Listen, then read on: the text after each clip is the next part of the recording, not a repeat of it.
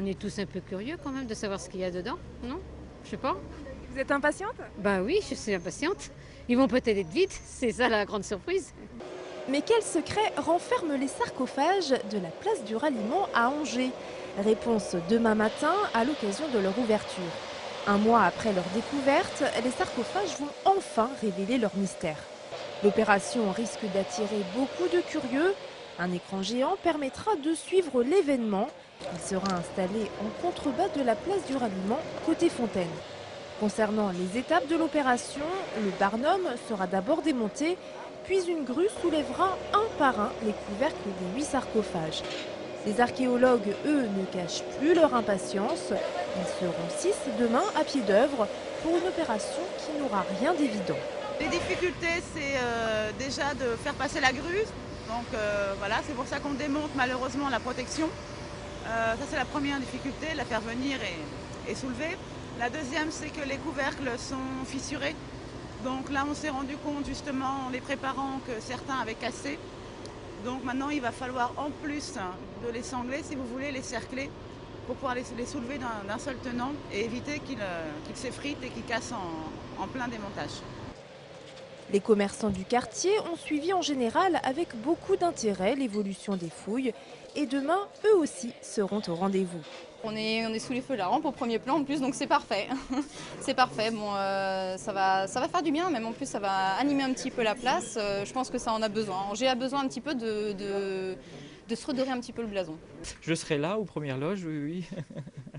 Donc c'est vrai qu'il y a un suspense, savoir qui se trouve à l'intérieur de ces sarcophages. L'ouverture des sarcophages, c'est donc demain à 11 h, place du Ralliement. Nous sommes là donc pour demander le respect du droit d'asile. Il y a 11 jours, 9 Soudanais étaient retrouvés au jardin du Mail en train d'errer, sans logement. Certains sont arrivés depuis plusieurs mois. Suite à leur demande d'asile, ils auraient dû, selon les accords de Genève de 2003, être hébergés par le biais de la préfecture. C'est pourquoi des associations de soutien venues de Cholet, de Segré et d'Angers manifestaient ce soir devant la préfecture. La préfecture aurait dû s'en occuper depuis le début, c'est-à-dire que ça, sont dans les accords internationaux, c'est prévu comme ça.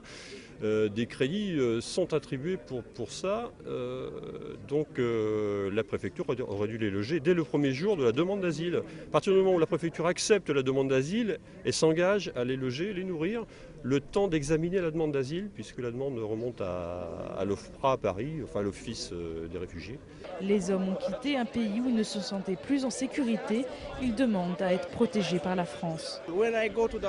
Si je retourne au Darfour ou au Soudan, le gouvernement soudanais me tuera de mon village. Alors comment pourrais-je y retourner? C'est maintenant dangereux. Ma vie est en danger, je cherche une protection. Une délégation a été reçue par la préfecture. En attendant que cette dernière héberge les jeunes demandeurs d'asile, la mairie d'Angers s'est engagée à les loger jusqu'à la fin du mois. 3, 2, 1, 0. À 13 h aujourd'hui, en plein centre-ville d'Angers, Action contre la faim proposait une Fritzi Mob. L'image est volontairement étonnante. Pendant 2 minutes, les gens qui le souhaitaient s'immobilisaient pour témoigner de leur indignation face à la faim dans le monde. Les gouvernements ne prennent pas du tout en compte ce fait dramatique. Donc aujourd'hui, on est là pour dire stop à l'immobilisme. Venez avec nous, parlez-en, sensibilisez les gens, faites bouger les gouvernements et les institutions. C'est certainement une goutte d'eau, mais c'est une goutte d'eau parmi d'autres. 2 minutes, c'est 2 minutes où on ne bougera pas, 2 minutes de silence, 2 minutes pour les gens qui décèdent. Il faut savoir qu'en 2 minutes, c'est 30 enfants qui décèdent. Un enfant, toutes les 5 secondes, meurt de faim. Il faut que ça cesse. Aujourd'hui, on peut dire que c'est un crime contre l'humanité. Donc voilà, on est solidaires et on a envie. Cette action a été menée au même moment dans 20 villes françaises pour annoncer la journée mondiale contre la faim qui aura lieu demain. L'ONU en a également profité pour annoncer une forte augmentation du nombre de décès dus à la crise alimentaire. On met les lunettes, en fait on pense voir les plots, mais on les voit pas du tout, quoi. Pas facile de slalomer entre les plots avec des lunettes simulant un taux d'alcoolémie de 0,8 g. Des étudiants de l'université d'Angers ont pu en faire la difficile expérience aujourd'hui au restaurant universitaire de Belle-Beille. Ça fait un effet assez bizarre, mais la vision est très trouble. Si vraiment c'est ça qu'on voit quand on met les lunettes. Je pense pas que ce soit assez raisonnable pour prendre la voiture comme ça. Sophie et de nombreux étudiants qui ont tenté l'expérience ont pu repartir avec un éthylotest. Un outil bien pratique pour savoir si on peut prendre le volant après une soirée.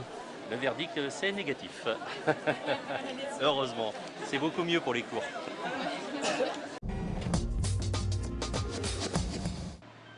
À la veille de l'ouverture du salon Maison Bois, les ouvriers ne chôment pas. La 10e édition du salon ouvrira ses portes vendredi au parc des expositions d'Angers. Et cette année, la grande nouveauté, c'est ce bâtiment bâti sur une ossature bois et destiné à l'habitat social. Mis en place avec l'organisme HLM Angers Habitat, ces logements présentent de très hautes performances énergétiques, mais pas seulement. L'intérêt du bois, c'est qu'on va pouvoir préfabriquer en atelier avant de venir poser. Ici, par exemple, sur ce bâtiment qui a été construit pour le salon Maison Bois, il a été assemblé en une semaine sur site, ce qui serait impossible avec une filière traditionnelle béton. D'une surface de 260 mètres carrés, ce bâtiment est composé de 4 appartements entièrement modulables. Côté confort, la prestation est équivalente au logement collectif classique pour un coût total de 513 000 €. On est sur les mêmes surfaces, les mêmes prestations, les mêmes équipements et en fait on est au même prix. Alors qu'on est en plus sur le projet expérimental, donc on pourrait même penser qu'on pourrait être un peu moins cher quand on va pouvoir le reproduire. Cet habitat social sera visitable pendant les 4 jours du salon Maison Bois. Il sera ensuite démonté pour être réinstallé sur son site définitif à l'entrée du parc de la Garenne à Angers.